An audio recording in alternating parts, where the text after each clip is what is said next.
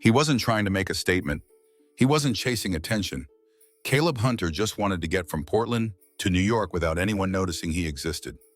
But fate never waits for permission, and a single act of quiet kindness would set into motion something far bigger than he could imagine. Not fame, not fortune, but the kind of legacy only a child could carry. Caleb, 35, sat down in 1A wearing the only blazer he owned that still felt like him. Navy blue, structured, with a tiny rainbow pin on the lapel just small enough to avoid questions, but large enough to remind him who he was. He was on this flight because of a promotion. After nearly a decade of working behind spreadsheets no one else wanted to touch, his company finally noticed. They were sending him to negotiate a data contract in New York, a deal that could shape the next phase of his career. And yet, as he looked around the luxurious cabin, he couldn't ignore the same old feeling. That low hum in his chest whenever he stepped into spaces not built for people like him. Not just because he was gay, but because he'd spent most of his life learning how to stay small. The champagne tray passed. He declined. The flight attendant, a man about his age, gave a knowing smile and moved on. As final boarding announcements echoed, a shift happened. A woman, clearly in her third trimester, was struggling near the back of first class. Her face was pale. Her hands clutched the armrest of a nearby seat, breath unsteady. No one moved. Not the businessman scrolling his phone, not the influencer adjusting her neck pillow for a selfie. Caleb didn't hesitate. He stood up slowly, walked to her, and gently said, "You can have my seat." She blinked. For a moment, confusion washed over her features. Then came the kind of gratitude words couldn't express. He helped her settle into his seat without asking for a name or an explanation. Grace. That's what her husband called her when he rushed forward moments later to check on her. But Caleb didn't linger. He simply smiled, nodded at the flight attendant, who offered another quiet smile of understanding, and took the last seat in the back of the cabin. Near the restrooms, next to a crying toddler, no legroom, no overhead bin space, and he never once looked back. He didn't do it for recognition. He didn't expect a thank you note or free miles. He just believed in something he'd written in the margins of a high school journal when he was 15, the night after being shoved in a locker for walking too soft. Be the person someone trusts in the moment they feel weakest. That was Caleb's quiet compass. Not loud, not performative, just deeply, consistently kind. And while the rest of the flight passed without incident, somewhere between turbulence and descent, something far more powerful had already taken root. Because that one moment of compassion given freely and without expectation had just changed the course of not only his life, but a family's and a future child's, forever. And none of them knew it yet. If this story has moved you, don't forget to follow Heart Story for more powerful, true-to-life tales about courage, kindness, and the quiet heroes we never see coming. Sometimes the smallest gesture reveals the strongest heart, and sometimes the world changes. From seat 1A, the city was buzzing by the time Caleb stepped out of JFK, suitcase in one hand, blazer folded over the other, the scent of hot dog carts, car exhaust, and late autumn rain mingled in the air like some chaotic perfume only New York could bottle. He had a meeting in the morning, but tonight he had planned on solitude room service, a silent hotel, and a few pages of a novel he'd never quite finish. But the text came as he waited for his Uber. "Hi, this is Tom Grace's husband. I know this is unexpected, but can we buy you dinner tonight? We'd like to thank you properly." He stared at the screen, then typed back, "Sure, Gishamar." He didn't overthink it. He rarely did when the motive was kindness. The restaurant was modest, tucked away in a quiet Brooklyn corner, warm lights, wooden tables, soft jazz in the background. Tom waved from the corner booth. Grace was already seated, hands resting gently on her stomach. Her face was calmer now, but exhaustion still shadowed her eyes. They talked first about the baby, then about the flight, but slowly, cautiously. The conversation shifted. Grace's father had passed away the week before, a sudden heart attack, the kind that leaves no time for last words. He was a businessman, freight, logistics, warehouses mostly, and left behind not just grief, but paperwork, piles of it, and debt that didn't make sense. Tom leaned forward, fingers steepled. We found files we don't understand, transfers, names we've never seen. And now someone's been calling. No threats, just pressure.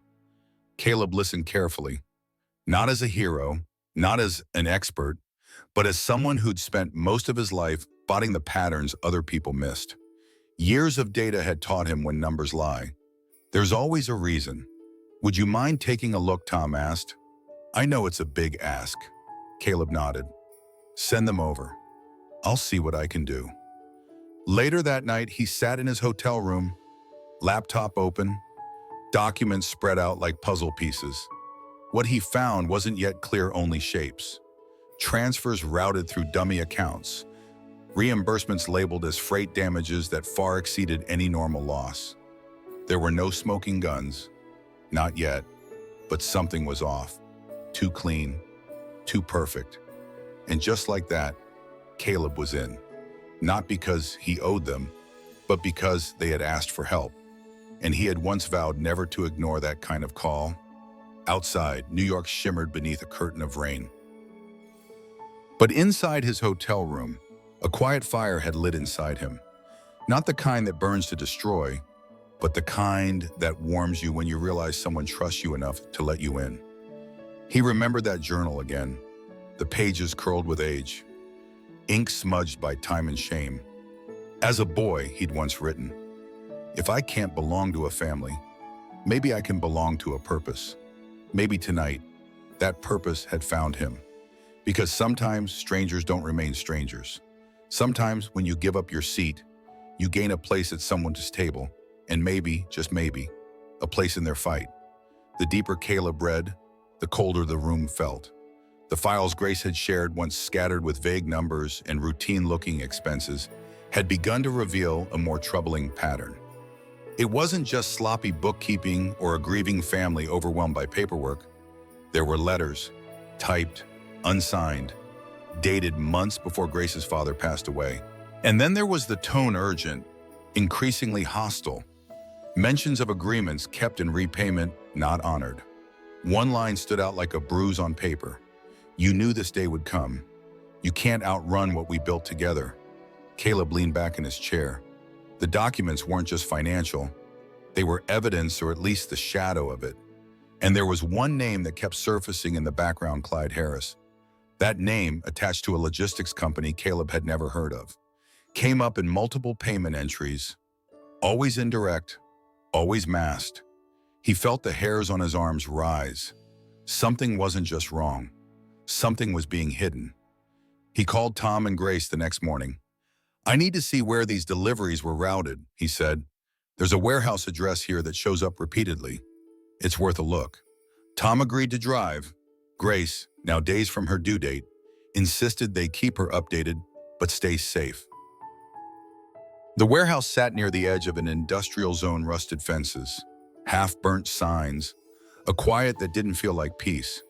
Just the sound of wind moving through a place people once used but no longer cared for. As they pulled up, a man in worn denim stepped outside. Startled to see them but trying not to show it, Tom asked for directions. Caleb, meanwhile, noticed something else, a clipboard the man held, with a logo matching one on the invoices they'd reviewed the night before. I used to work for Harold, the man said, eyes narrowing at the mention of Grace's father. He wasn't like the others. Always came down here himself, checked the shipments, but he was scared near the end. Scared of who, Caleb asked. The man hesitated, then answered flatly. Clyde Harris. No one crosses Clyde. They didn't push further, but as they drove back through the gray of late afternoon, neither Tom nor Caleb spoke. They didn't have to. There was no more doubt now. Grace's father hadn't just made business mistakes. He had become trapped in something darker. Back in the hotel, Caleb replayed the warehouse conversation in his head. He knew what fear looked like. It was the same look his father had the day he threw him out for coming out, not hatred, just terror of what the neighbors might think. That same fear now echoed through Grace's family history. But fear could be used to control, and to Caleb, that was the unforgivable part. Because someone, somewhere, had decided Grace was an easier target now, alone, pregnant, vulnerable. And Caleb couldn't ignore that. Not after everything. He opened his laptop again and began digging, past the bank records, past the logistics contracts. He found a private investigator form and hired someone discreet, sending over everything he had.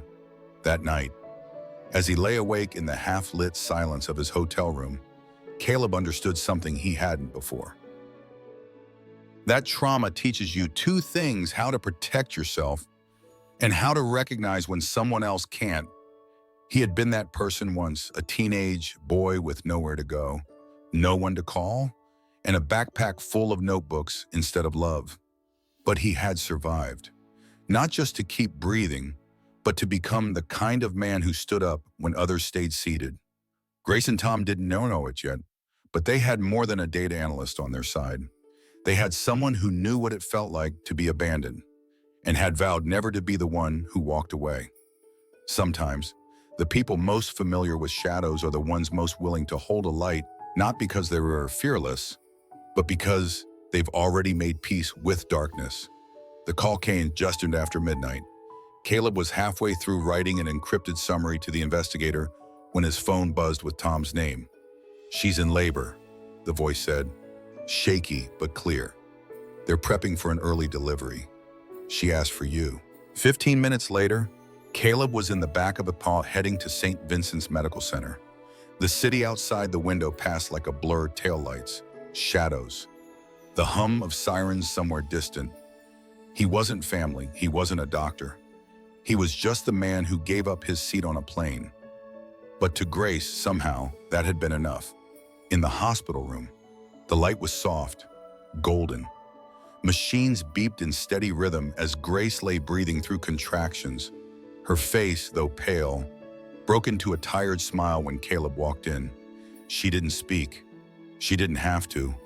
Tom stood at her side, his hand clutching hers, and Caleb took a place near the window, not center stage, just close enough to witness something that would change not only them, but him too. The birth was difficult, early, complicated. But when the child's cry filled the room, something in Caleb cracked open, not in pain, but in awe. In reverence for the fragile sound of life proving it had arrived despite every storm. They named her Lily, and when the nurse placed the tiny bundle in Grace's arms, the weight of months, maybe years, lifted from her face. Outside that quiet room, the investigation was moving. The private investigator Caleb hired had found the link. Clyde Harris wasn't just an intimidating business figure. He was at the center of a quiet network, one that had used Grace's father's company as a front for shipping illicit goods across state lines. But there was something more haunting Grace's father had tried to pull out years ago. He had hired a lawyer, drafted a formal separation. It had never gone through. The lawyer had disappeared from public records. The separation agreement had been voided, and a letter unsigned but traced to an associate of Clyde warned of consequences if certain partnerships dissolved. Ronald was the missing piece, a former business partner. Caleb tracked him down through an archived invoice buried under a shell company. He lived 3 towns away, alone, forgotten. And when Caleb showed up at his door with a folder of names and dates, Ronald didn't deny anything. "Harold wanted out," the old man said, sitting in a faded chair, voice low. "Told me he was tired of building something he couldn't look his daughter in the eye over. Clyde said he'd destroy him if he walked." "Did Grace's father try?" Caleb asked. "He did." Ronald nodded. "But fear's a strong leash. By the time he worked up the courage, it was too late." Caleb returned to the city with proof. He connected Ronald with Grace's attorney. They drafted a statement, turned over the letters, the contracts, and every piece of information gathered to a contact at the State Financial Crimes Bureau. Tom called him the next morning. They're reviewing it all. The detective said it's enough to open a case. Later that day, Caleb visited the hospital again. Grace was sitting up now, holding Lily in the crook of her arm. Her eyes met his as he entered, and without a word, she stood and wrapped her free arm around him. "If it weren't for you," she whispered, "she wouldn't be here. Not like this. Not safe." Caleb didn't know what to say. His throat tightened, because for all his years of trying to prove himself to employers, to family, to himself, this was the first time he felt truly seen. Not because of his title, not because of his resume, but because he stayed. He had always believed that worth didn't come from noise, but from constancy. Quiet acts, quiet loyalty, not backing away when things got dark. And now, standing in a hospital room filled with the scent of new beginnings, he realized something he'd never dared to believe. The parts of him once called strange, the softness, the sensitivity, the way he always noticed pain in the room before others did, they weren't weaknesses. They were the reason a newborn was safe, the reason a woman felt protected, the reason a lie was finally being unraveled. Sometimes it takes someone who's lived through silence to know exactly when to speak up. The arrest came quietly. There were no headlines, no sirens, no breaking news ticker, just a photo sent to Caleb's inbox by the investigator, showing Clyde Harris being escorted out of a warehouse in handcuffs. Beneath the image, a caption confirming the indictment: fraud, money laundering, conspiracy across state lines. It was over. The same day, Caleb packed his suitcase and boarded a late flight back to Portland. His meeting in New York had happened in the background of everything else: a contract signed, a promotion confirmed, but the moment he returned to his apartment, none of it felt like the story that mattered. What stayed with him wasn't the boardroom. It was the sound of Lily's breath as she slept in Grace's arms. The look in Grace's eyes when she whispered thank you, not for a single favor, but for not walking away when most people would have. Weeks passed.